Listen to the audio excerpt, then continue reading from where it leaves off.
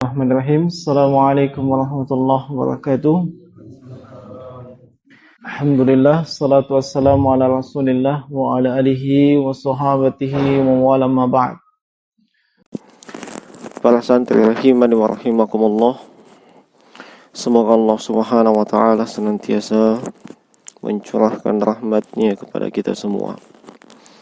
Dan insyaallah ta'ala di kesempatan ini kita akan melanjutkan pelajaran kita dengan tema fikih ibadah atau fikih praktis yang kita ambil pembahasannya dari kitab Al-Fiqh Al-Muyassar fi Dhaw'il Kitab was Sunnah yang diberikan muqaddimah oleh Ma'ali Syekh Shalih bin Abdul Aziz Al-Utsaimin hafizahullah taala, dan insyaallah taala kita akan masuk di bab yang ke-9. Masuk kepada bab yang ke-9, ya. Dan bab ke-9 ini adalah masih di Kitabut Thaharah. Berkata penulis, Al-Babut Tasi'u fi najasat wa kaifiyatu tathhiriha. Ini adalah bab yang ke-9 yang membahas tentang najis-najis dan bagaimana cara mensucikan atau membersihkan najis-najis tersebut. Wa fihi masail. Di bab ini terdapat beberapa atau sejumlah pembahasan. Al-mas'alatul ula, pembahasan yang pertama, atau bisa juga disebut dengan bagian yang pertama, adalah ta'rifun najasati wa naw'uha.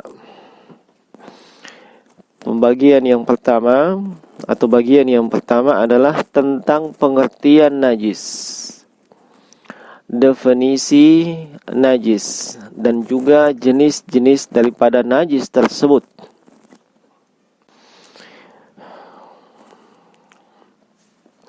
An-najasatu hiya kullu 'ainin mustaqdharatin amara syari'u bijtinabiha.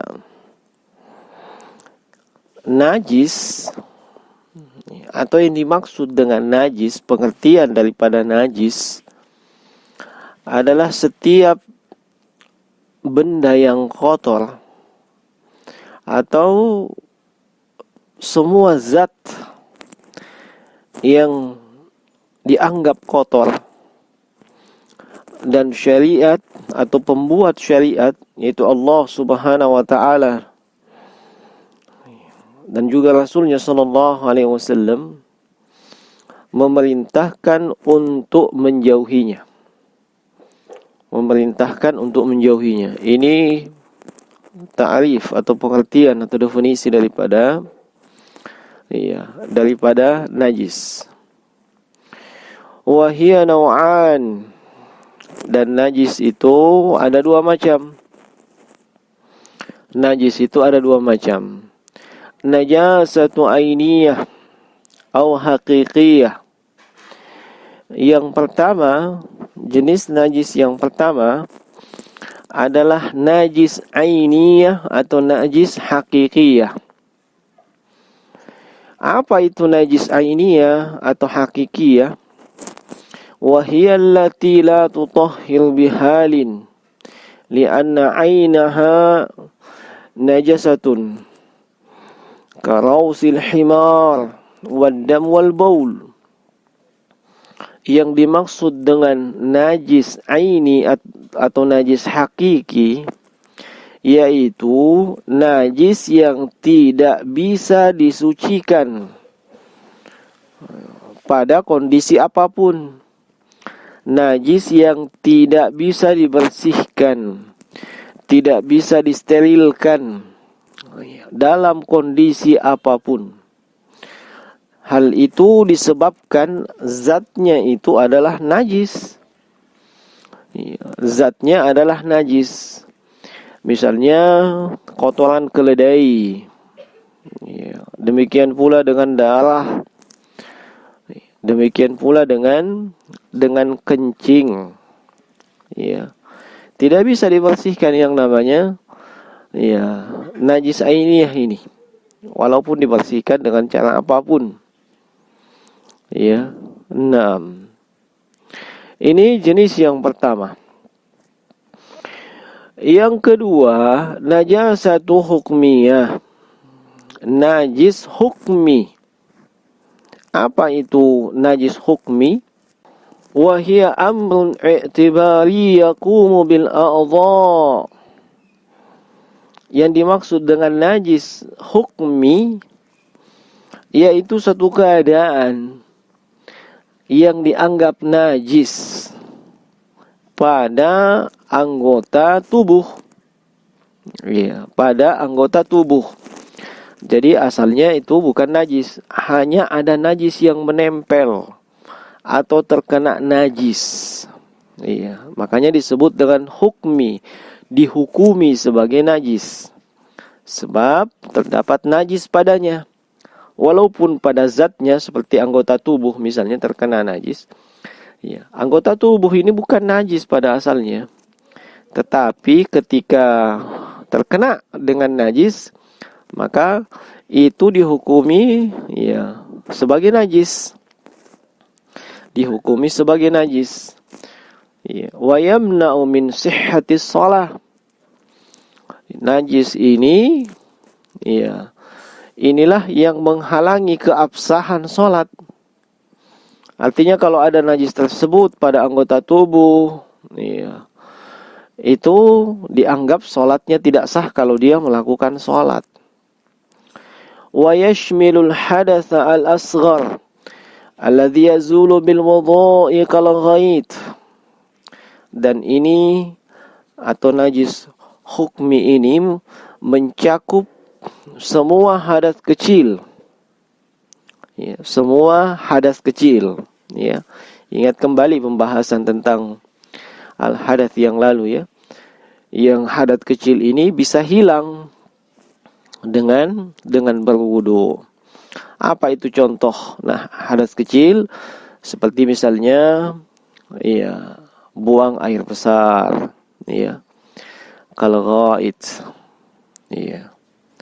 demikian pula buang air kecil. Ini semuanya hadas yang kecil. Wal hadatsu al akbar. Demikian pula dengan hadas yang besar. Hadas yang besar. Alladzi yazulu bil ghusli kal janabati. Yang mana hadas yang besar ini bisa hilang dengan cara mandi. Seperti misalnya mereka yang sedang mengalami janabah. Mereka yang sedang mengalami janabah. Wal aslu alladhi tuzalu bihi an-najasatu huwal ma'. Pada dasarnya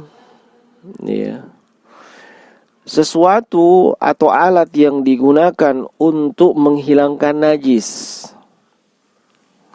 untuk mensterilkan najis itu adalah alma atau air. Fahuwal aslu fit tathhir. Itulah pokok di dalam mensucikan, yakni mensucikan hadas dengan najis itu adalah air. Liqaulihi ta'ala wa yunazzilu 'alaikum minas samaa'i ma'an liyutahhirakum bih. Apa dasarnya? Apa dalilnya? Sehingga air ini merupakan pokok atau zat pokok untuk mensucikan atau membersihkan najis. Dalilnya adalah firman Allah Subhanahu wa taala dalam surah Al-Anfal ayat ke-11. Dan Allah Subhanahu wa taala Dialah yang menurunkan kepada kalian air hujan dari langit liyutahhirakum bih, untuk mensucikan kalian dengannya. Ayat ini menunjukkan bahwasanya salah satu di antara jenis air yang bisa digunakan untuk bersuci atau mensucikan najis adalah air hujan. Dan sudah berlalu pembahasan tentang air dan pembagiannya. Kemudian beliau mengatakan wahiyya ala salasati aqsam. Najis ini kalau dilihat dari sisi tingkatannya, itu ada 3 tingkatan. Ada 3 tingkatan. Najasatu mughalladhah. Yang pertama, tingkatan yang pertama adalah najis yang disebut dengan najis mughalladhah. Najis yang berat. Najis yang berat atau najis yang tebal. Apa itu? Wahia najasatul kalbi wa ma tawallada minhu. Yaitu najisnya anjing. Dan apa-apa yang berasal dari si anjing ini. Ini termasuk kategori najis yang berat. Termasuk kategori najis yang berat. Najasatu mukhaffafah. Tingkatan yang kedua adalah najis yang mukhaffafah, najis yang ringan. Wa hiya najasatu baulil ghulamil ladzi lam ya'kulut ta'ama. Yaitu misalnya najis berupa kencingnya anak laki-laki atau bayi, yang mana si bayi laki-laki ini belum mengkonsumsi makanan. Dia hanya mengkonsumsi ASI atau air susu ibunya. Adapun makanan yang lain selain daripada itu, belum dia konsumsi. Nah, ini termasuk contoh najis yang mukhaffafah atau najis yang ringan. Najasatu mutawassitah. Kemudian yang berikutnya, tingkatan yang berikutnya adalah najis yang mutawassitah. Najis yang pertengahan. Pertengahan disebut dengan pertengahan atau mutawassitah sebab dia tidak berat dan juga tidak bisa dikategorikan ringan. Wahia baqiyatun najasat kal bauli wal ghaid wal maitah. Kalau contohnya itu seperti misalnya semua bentuk najis atau jenis najis selain daripada najis ringan dan berat. Misalnya air kencing, kemudian kotoran manusia, dan juga bangkai. Ini tingkatan-tingkatan najis. Kemudian pembahasan yang kedua atau bagian yang kedua di bab yang ke-9 ini, al-mas'alatu tsaniyatu, bagian yang kedua, al-asya'u allati qama ad-dalilu ala najasatiha. Al-asya'u allati qama ad-dalilu ala najasatiha, yaitu sesuatu yang telah ditetapkan oleh dalil bahwasanya sesuatu tersebut adalah najis. Bahwasanya sesuatu tersebut adalah najis. Di sini kita ingin ingatkan bahwasanya untuk menghukumi sesuatu itu najis itu butuh dalil. Dalil dari Al-Quran dan Sunnah Nabi SAW atau hadits beliau yang sahih. Tidak boleh berdasarkan logika, tidak boleh berdasarkan perasaan dan yang lainnya. Mengapa demikian? Sebab hukum asalnya segala sesuatu yang ada di dunia ini Allah ciptakan untuk kita. Walladzi khalaqalakum ma fil ardi jami'a. Demikian. Dan tidak ada yang mengeluarkan hukum ini kecuali dalil. Maka tidak boleh orang serampangan dan sembarangan mengatakan ini najis hanya berdasarkan perasaan dia, kebiasaan dia, tradisi dia, ya, atau tradisi dan adat istiadat di tengah masyarakat, tidak bisa. Ya, harus berdasarkan dalil.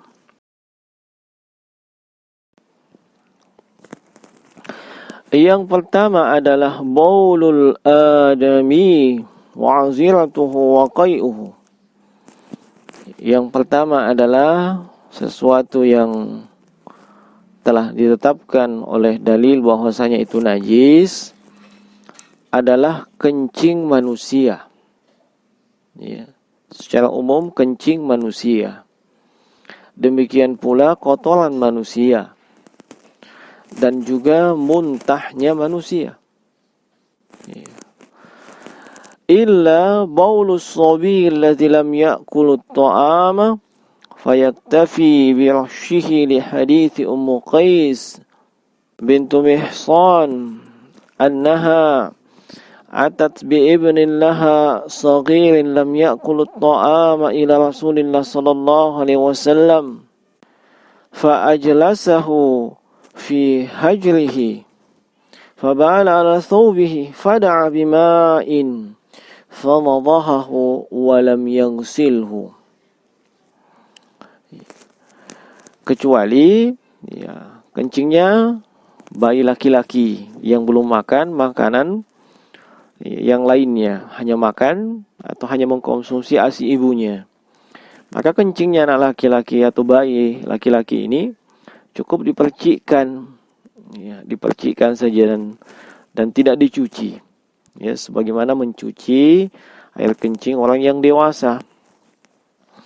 Hal ini berdasarkan haditsnya Ummu Qais bintu Mihsan bahwasanya beliau pernah datang menemui Rasulullah sallallahu alaihi wasallam dengan membawa, ya, putranya yang masih kecil yang belum makan makanan. Ya. Dia bawa menghadap kepada Rasulullah sallallahu alaihi wasallam dan Rasulullah mendudukkan si anak kecil ini di pangkuan beliau. Ya, dan anak kecil ini kencing di pakaian Rasulullah sallallahu alaihi wasallam. Lalu beliau sallallahu alaihi wasallam meminta untuk diambilkan air, lalu beliau mempercikkan air tersebut dan tidak mencucinya. Hadits ini dikeluarkan oleh Imam Al-Bukhari dalam sahihnya. Amma baulul gulami alladhi ya'kulu at-ta'am wa kadha baulul jariyati fa innahu yaghsilu ka baulil kabir. Adapun kencing anak laki-laki yang sudah mengkonsumsi makanan, bukan cuma ASI yang dia konsumsi, atau kencing bayi perempuan, maka itu dicuci sebagaimana kita mencuci air kencing yang mengenai, ya, sebagaimana kita mencuci air kencingnya orang dewasa, ya, yang mungkin mengenai sesuatu baik berupa pakaian, badan dan yang lainnya. Yang kedua adalah ad-damul masfuh minal hayawanil ma'kul, yaitu darah yang mengalir dari hewan yang dagingnya halal untuk dimakan atau dikonsumsi. Ya, darah yang mengalir dari hewan yang dagingnya halal dimakan atau dikonsumsi. Amma damul ladzi yabqa fil lahmi wal uruq fa innahu tahirun. Adapun darah yang tertinggal, ya, di dalam daging hewan tersebut atau di urat-uratnya, maka itu hukumnya suci. Ya. Ini seperti misalnya kita menyembelih yang namanya kambing, sapi atau ayam. Maka darah yang mengalir dari lehernya yang ketika kita sembelih itu hukumnya najis. Adapun setelah disembelih nantinya lalu hewannya sudah dianggap mati, ya, lalu ya dipotong-potong itu si hewan, ternyata masih ada darah yang tersisa di dalam daging atau uratnya. Maka darah yang tersisa ini tidak dianggap sebagai najis. Yang dianggap sebagai najis itu hanyalah darah yang mengalir, ya seperti ketika dia ya disembelih, itu mengalir dari lehernya ketika dia disembelih. Ya. Liqaulihi ta'ala audaman masfuha. Mengapa demikian? Sebab Allah Subhanahu wa taala menyebutkan dalam surah Al-An'am ayat 115 atau audaman masfuha atau darah yang mengalir. Iya, ini hanya disebutkan bahwasanya darah yang mengalir itulah yang najis. Iya. Naam. Wa huwa alladhi yuhraq wa yunsabbu. Iya. Naam. Inilah yang dianggap najis, yaitu darah yang terpancar. Iya. Darah yang terpancar atau mengucur atau mengalir. Iya. Kemudian yang ketiga, baulu wa rawthu kulli hayawan ghairi ma'kulil lahm kal hira wal fa'r. Yang ketiga, ya, dari sesuatu yang dianggap, sesuatu yang dihukumi najis berdasarkan dalil adalah kencing dan kotoran hewan yang hewan tersebut tidak boleh dimakan dagingnya atau tidak dikonsumsi dagingnya. Ya, seperti misalnya diberi contoh di sini adalah al-hir, itu kucing. Demikian pula tikus dan yang lainnya. Pokoknya semua hewan yang tidak dimakan, yang tidak boleh dikonsumsi, kotorannya itu, baik itu kencing maupun kotorannya adalah najis. Itu yang ketiga. Ya. Adapun yang keempat, insyaallah taala akan kita lanjutkan di pertemuan atau di kesempatan yang berikutnya. Ya. Ini semua ya karena keterbatasan waktu. Keterbatasan waktu yang ditetapkan untuk belajar secara online. Ya, dan juga hal-hal teknis lainnya. Oleh sebab itu, maka apa yang bisa kita dapatkan, ya kita tidak tinggalkan seluruhnya. Apa yang bisa kita ambil, apa yang bisa kita pelajari dengan baik walaupun itu sedikit. Silahkan dicatat, dipahami dengan baik, kemudian catatannya seperti biasa diupload di grup WA santri Darul Furqan. Ya. Demikian, yang benar hanya datang dari sisi Allah. Subhanakallah bihamdik, asyhadu an la ilaha illa anta, astaghfiruka wa atubu ilaik. Assalamualaikum warahmatullahi wabarakatuh.